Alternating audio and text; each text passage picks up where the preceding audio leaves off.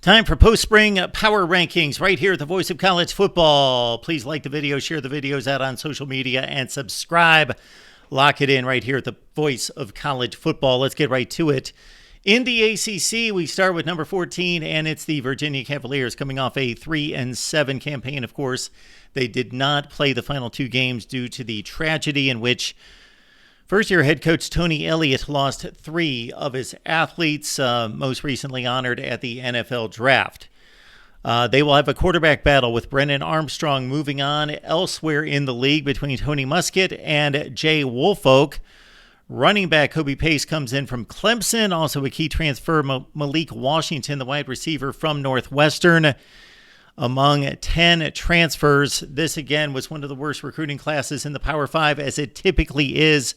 Another challenge for an academically minded school in Virginia. And with none of these 20 players that were signed for the 2023 class enrolled early, so there's going to be little impact, you would think, on the 2023 season by this class. Virginia is number 14 in our power rankings. At number 13, rival Virginia Tech, and another first-year head coach who had a rough go, and that's, of course, one Brent Pry coming in, where he was defensive coordinator at Penn State. Bad passing attack, probably the worst in the conference, with Grant Wells at quarterback. Will he be the starter again? Well, he's getting pushed by Baylor transfer Kyron Drones. This recruiting class was not good either, but they brought in 9 transfers, nobody really of note. And again, need to throw the ball better. This is the worst Virginia Tech roster since early in Frank Beamer's stay in Blacksburg. At number 12 in the ACC, we go to the furthest northern point in the conference and to Jeff Hafley's Boston College Eagles, coming off a disastrous 3-9 campaign. Hafley performed well in his first 2 seasons after moving in from Ohio State, and of course a lot of excitement surrounding his hire. He looks to be one of the bright young minds in the game, but he's going to have to rebound, and they've got to play much better football. Of course, Phil Jurkovec, 2 or 3 year starting quarterback, moves on elsewhere in the conference. We'll talk about him later. Emmett Morehead had to fill in against North Carolina State, and that was Boston College, and Emmett Morehead's big breakthrough as a big underdog on the road. Morehead threw for 330 yards against the Wolfpack and 3 touchdowns in pulling off that upset. BC brings in 9 transfers. BC at number 12 in our ACC power rankings. At number 11, we go to another first-year head coach from 2022, and that would be Brent Key, and he didn't even get to start the season, took over for Jeff Collins, and instantly the Jackets were better, were performing well, and winning games against the likes of Duke, Pitt, and other schools like that. Georgia Tech performing much better under Key with 4 wins in 8 games. They finished at 5-7. They do lose their dual-threat quarterback Jeff Sims to Nebraska through the transfer portal. They picked up Texas A&M quarterback Haynes King, 7 touchdowns, 6 interceptions. He won the quarterback battle at A&M a year ago against a very talented room, which include Connor Wiegman and Zach Calzada. But his play was, again, inconsistent, 7 touchdowns and 6 picks. 12 total transfers for this Georgia Tech team, including former Alabama wide receiver Christian Leary and also former Texas A&M wide receiver Chase Lane, who made some plays a few years ago for the Aggies. At number 11, it's Georgia Tech. Moving on in our power rankings, we go to Wake Forest. And, of course, the Demon Deacons under Dave Clawson have typically been much higher in the last 4 or 5 years in the power rankings because they've been one darn good football team. Dave Clawson's amazing, but they lose one of the best quarterbacks in the country, Sam Hartman, throwing for between 35 and 45 touchdowns the past 3 seasons. He's gone. Mitch Griffiths, who had one good start against VMI. He does get to rely on one of the top wide receiver cores in the ACC. Typical developmental recruiting class here at number 66 in the nation and only 3 transfers. So again, Dave Clawson needing to do what he does best, and that's develop and build this program from the ground up. Wake Forest at number 10 in our power rankings. At number 9 in the ACC, we go to a team and a roster and a program that is much more talented than their ranking, but they have yet to earn anything, and that's Mario Cristobal in Miami, coming off maybe the most disappointing season along with Texas A&M in all of college football, 5-7. Did bring in the 7th rated recruiting class in the country, including 5-star Francis Mauigoa, who looks like he's ready to go right now at offensive tackle. You've got Tyler Van Dyke, who needs to stay healthy. Of course, he had that remarkable 8-game run the previous season, 25 touchdowns, 6 interceptions, but hampered by injuries and poor play at wide receiver for the Canes. They bring in a new offensive coordinator from Houston in Shannon Dawson. Matt Lee, a key addition as an All-American Conference center at UCF. And also, not just Francis Mauigoa, but you got Francisco Mauigoa playing linebacker, and he looks to be a stud coming in from Washington State. At number 9 in our rankings, it's the Canes. Dino Babers and Syracuse at number 8 in our ACC power rankings. The Cuse coming off that 6-0 start in which they then went to Death Valley and had a double-digit lead against Clemson in the second half. They tanked it there, and they tanked the rest of the season, finishing at 7-6 after a bowl loss to Minnesota, the 74th rated recruiting class in the country. The ACC has a larger collection of bad recruiting efforts year to year, Boston College, Wake Forest, Syracuse, and others, than any conference in the country. And Syracuse brought in basically no impact transfers, just 3 total, and this is a program that needs the transfers.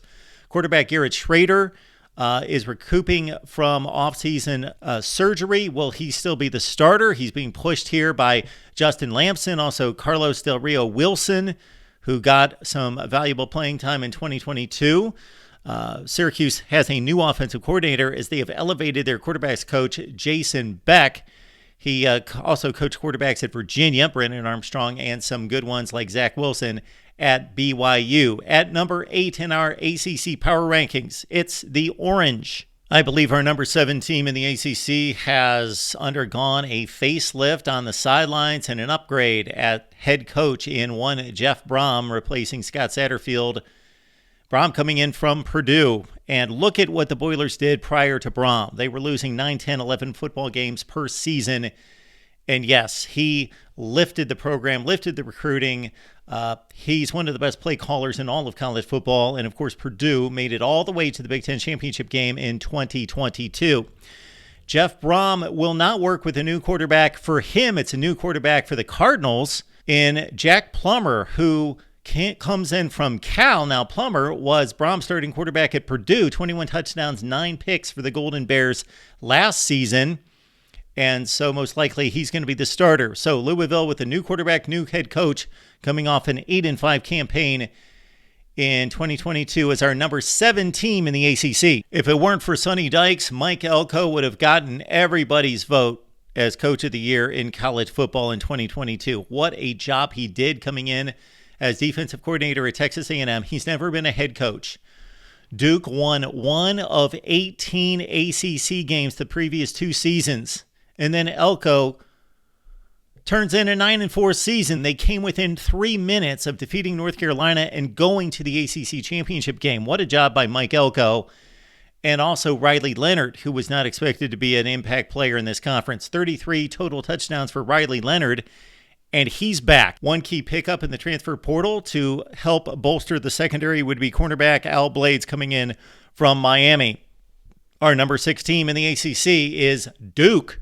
Pat Narduzzi has posted the best winning percentage in the Coastal Division of the ACC since he arrived at Pitt. Now, there is no longer a Coastal Division or an Atlantic. You've got to be one of the top 2 to make the ACC championship game, but great job done for the most part by Pat Narduzzi. A 9-4 finish this past season after an ACC championship the previous season. They lose one of the best rushers in college football, Israel Abanikanda, but also they bring in a new quarterback. And this is going to be interesting because Phil Jurkovec impressed me out of the gate at Boston College with an inferior offensive line and weapons. He willed his team to a number of wins, looked like an upcoming great quarterback as a 4-star coming out of Notre Dame. But ran into injuries the last 2 seasons. Now he gets a fresh start at Pitt under Narduzzi that's always going to field a defensive line that has been top 3 in the nation in sacks 5 consecutive seasons. Pitt our 5th-ranked team in the ACC Power Rankings post-spring. Our number 4 team in the ACC is North Carolina State, coming off a typical Wolfpack season of 8-5 with a bowl loss to Maryland. Dave Doran's crew has a new starting quarterback. Devin Leary, one of the best in the ACC, off to Kentucky. 2 years ago, he threw 35 touchdowns with just 5 picks. That was the same season Brennan Armstrong led all of college football in passing yardage per game. And guess who the Wolfpack's new starting quarterback is? Brennan Armstrong from Virginia, who had one of the biggest free falls you could ever imagine a quarterback to have. 31 touchdowns, 10 picks, and like we said, the number 1 passing yardage leader in all of college football 2 years ago to a paltry 7 touchdowns and 12 picks, and just a disastrous showing with Tony Elliott at Virginia. So if Brennan Armstrong can come back to his pre-22 form, then NC State could have something going. But Armstrong will not definitely be the starter, especially if he doesn't improve. MJ Morris and Ben Philly both got valuable playing time in 2022. And we've got a new offensive coordinator in Rick Anay from Syracuse to take over the Wolfpack offense.